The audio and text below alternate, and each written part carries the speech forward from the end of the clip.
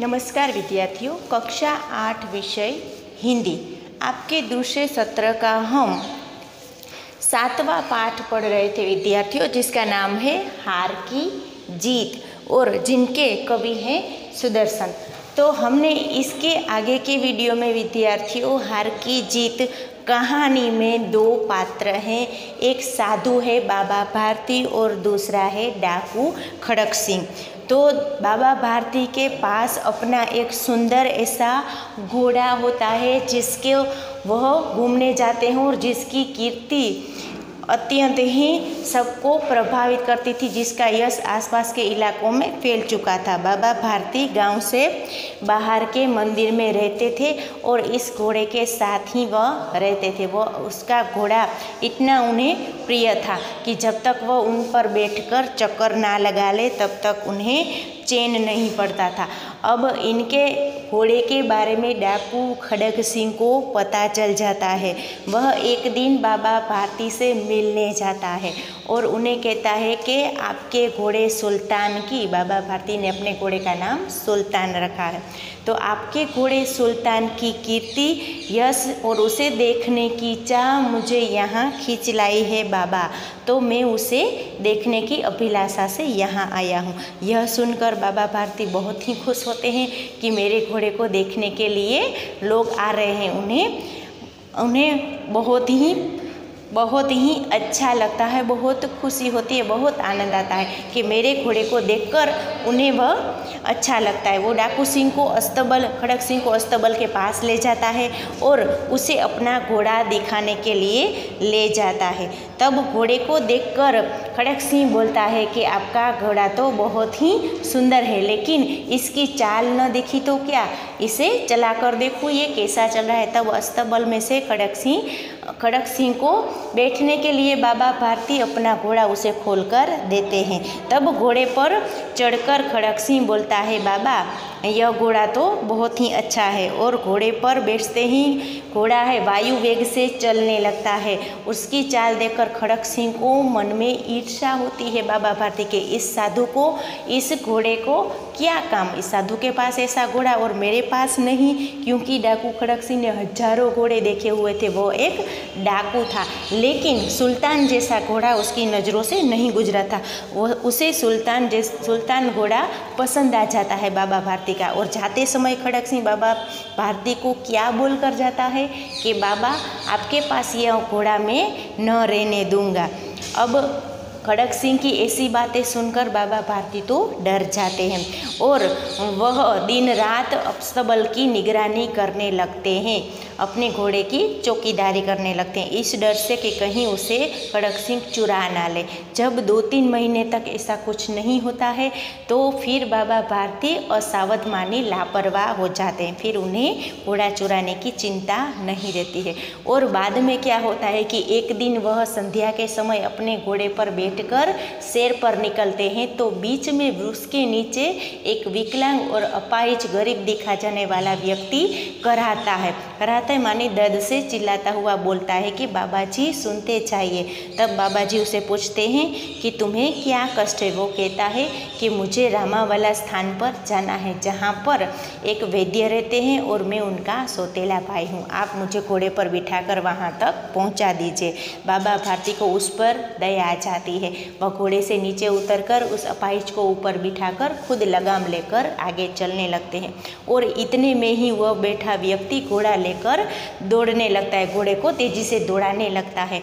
तब उसे आश्चर्य से बाबा भारती देखते हैं, असल में वह अपाहिज और गरीब बनने का ढोंग करने वाला व्यक्ति डाकू खड़क सिंह था, जो बाबा भारती से उनका घोड़ा चुराने की नीयत से वहाँ गरीब बने बैठे हुआ था। तब आगे बाबा भारती उसे बोलते हैं कि तुम मेरी एक बात मानो, मैं घोड़ा वापस नहीं मानूंगा। खड़क सिंह उससे पूछता है कि घोड़ा न दूंगा, बाकी आप कोई भी बात मुझे कह सकते हो। तभी बाबा भारती उसे एक ऐसी बात कहते हैं जिसे सोचकर खड़क सिंह को जोरदार आश्चर्य होता है। वह बहुत ही आश्चर्यचकित हो जाता है कि बाबा ने ऐसी बात क्यों कही। वह बात क्या थी विद्यार्थियों? बाबा ने उससे कहा कि तुम इस घटना के बारे में किसी को कुछ नहीं कहोगे कि इस तरह से गरीब बनकर मुझसे मेरा घोड़ा तुमने चुराया है। यह बात तुम किसी के और सामने प्रकट मत करना। यह कर कर बाबा भारती वहाँ से ऐसे चले जाते हैं जैसे कि वह खड़क सिंह को कभी मिले ही नहीं थे, और खड़क सिंह से ऐसे मुंह मोड़ लेते हैं जैसे कोई संबंध ही नहीं था। अभी यहाँ तक की घटना कहानी हम देख चुके थे विद्यार्थियों। अब इसके बाद खड़क सिंह में क्या बदलाव आता है बाबा भारती की बातों से, यह हम आज के वीडियो में देखने वाले हैं। तो आपकी पाठ्य पुस्तक के पेज नंबर 41 पर देखिए विद्यार्थियों, बाबा भारती तो चले गए यह कहकर, उनके शब्द खड़क सिंह के कानों में उसी प्रकार से गूंज रहे थे। सोचता था कि कैसे ऊंचे विचार हैं, कैसे पवित्र भाव हैं, उन्हें यह इस घोड़े से बहुत प्रेम था। अब खड़क सिंह खुद सोचता है, इसे देखकर उसका मुख फूला ही नहीं समाता था, फूल की तरह खिल जाता था।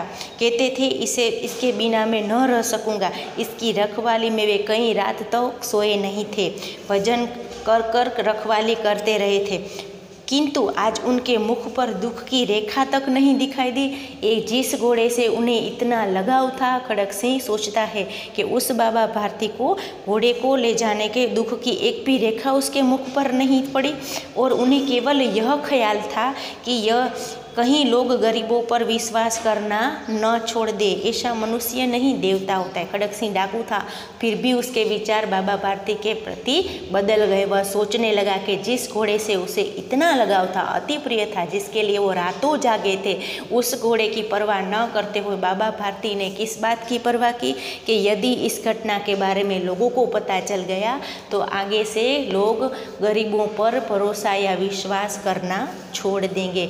ऐसी सोच रखने वाला व्यक्ति तो मनुष्य नहीं देवता होता है। खड़क सिंह खुद ऐसा सोचने लगता है।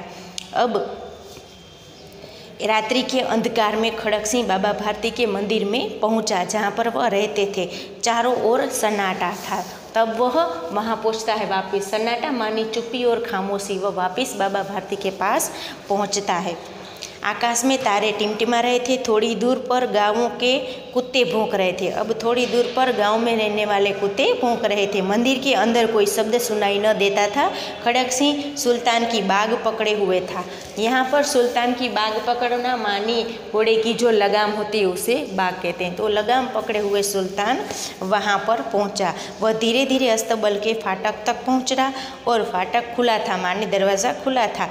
किसी समय वहाँ बाबा भारती स्वयं लाठी लेकर पहरा देते थे, किंतु आज उन्हें किसी चोरी या किसी डाके का भय न था, क्योंकि घोड़ा तो उनके पास था ही नहीं।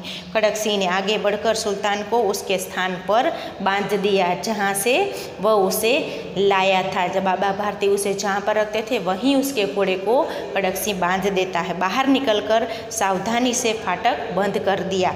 इस समय उसकी आंखों में नेकी के आंसू थे। वह चुपचाप घोड़े को बाबा भारती के पास वापस उनके अस्तबल में रख के आता है और चुपचाप वहाँ से निकल जाता है। और इस समय उसका हृदय परिवर्तन हो चुका था और डाकू खड़क सिंह की आंखों में नेकी के आंसू थे। यहाँ पर विद्यार्थियों नेकी मानी भलाई।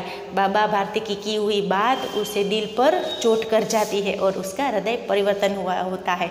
चुराया हुआ घोड़ा वापस वहाँ पर रख के वो निकल जाता है। रात्रि का तीसरा पहर बीत चुका था। चौथा पहर आरंभ होते ही बाबा भारती ने अपनी कुटिया से बाहर निकले ठंडे जल से स्नान किया।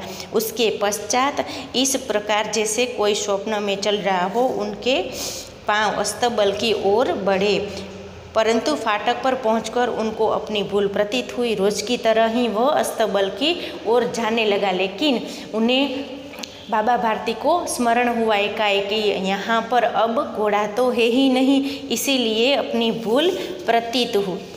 यहाँ पर प्रतीत होना मतलब अपनी भूल मालूम हुई कि अस्तबल की तरफ। साथ ही घोर निराशा से पाँव को मन भर कर बना दिया।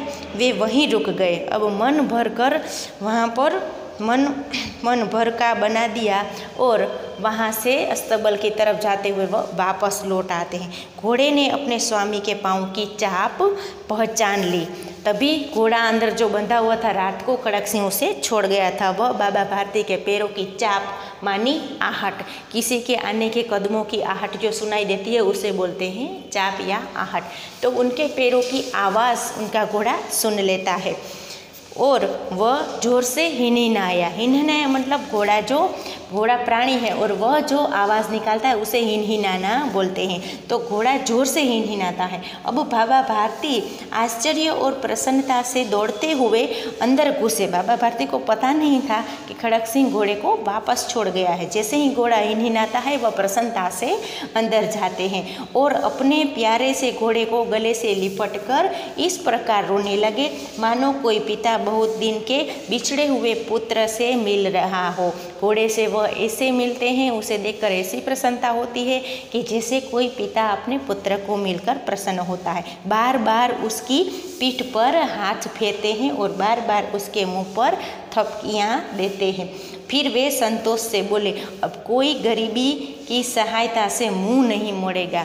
अब फिर वो कहते हैं संतोष से कि अच्छा हुआ इस घटना से कि अब कोई भी गरीबों की सहायता से कभी मुंह नहीं मोड़ेगा। अपना घोड़ा उन्हें गंवाना पड़ा, फिर भी उसने गरीब बने हुए खड़क सिंह को घोड़ा दे दिया और उसके साथ छल हुआ था। फिर भी बाबा भारती ने अत्यंत ही उदारता से उसे कहा कि तुम इसके बारे में किसी को मत बताना। यह बाबा भारती एक सज्जन और साधु व्यक्ति थे और उनके चरित्र की उत्तम यह विशेषताएं थी जो यह कहानी के द्वारा हमें उपदेश मिलता है कि कभी गरीब बनकर किसी व्यक्ति को ठगना नहीं चाहिए।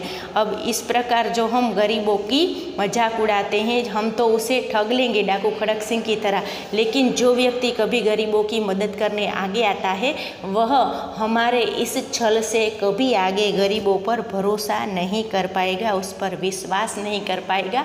इसीलिए बाबा भारती का यह उपदेश हमें भी जीवन में विद्यार्थियों याद रखना चाहिए कि कभी भी गरीब बन के किसी के साथ छल नहीं करना चाहिए। तो यहाँ पर विद्यार्थियों हमारे दूसरे सत्र का 7वां पाठ हम समाप्त करते हैं। आगे के वीडियो में हम आगे के पाठ पढ़ेंगे। धन्यवाद।